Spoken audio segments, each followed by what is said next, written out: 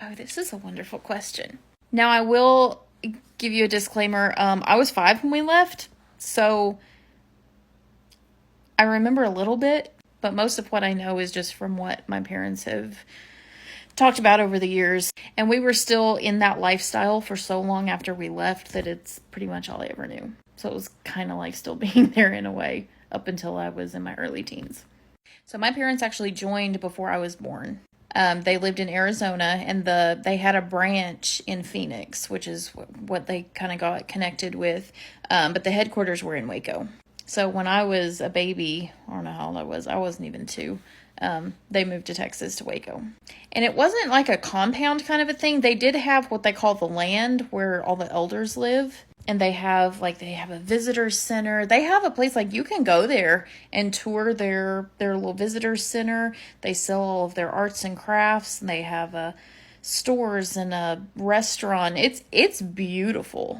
They have a craft fair every Thanksgiving. That's their attraction. That's how they attract people and make a shit ton of money. That is all voluntary labor, I might add. All of the arts and the crafts and the stuff that they sell, people slave over for months before that craft fair, and they never see a penny of it.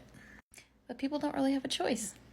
So I'm not sure exactly whether my family got kicked out or if, like, exactly what led up to my parents leaving. I do know they would put you on what they called Friday night status, which was they had home groups on Friday and then the regular church service on Sundays. And if you got in enough trouble, they would put you on Friday nights where you weren't allowed to go to Sunday service, but you could go to the home group on Friday. And I'm pretty sure that there was a point there at the end that we were put on Friday nights because my mom was always in trouble. She didn't follow any of the rules. So you weren't allowed to eat sugar. You weren't allowed to eat chocolate. You weren't allowed to eat pork. You weren't allowed to have a Christmas tree. If your clothes were too, gaudy, you would get in trouble. I think there was even a point where they determined whether or not you could have flowers on your dresses or not. Like, it was stupid. And I remember the elders would come over every time either somebody would turn my mom in for doing something or they would find out about it.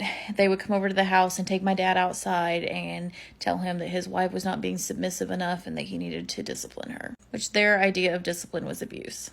Just to clarify, my dad is not an abusive person. He's actually a very, very kind person. But that's how, in cults, they handle things. It's how they control people. And there's so much more, so I'm going to make a part 2.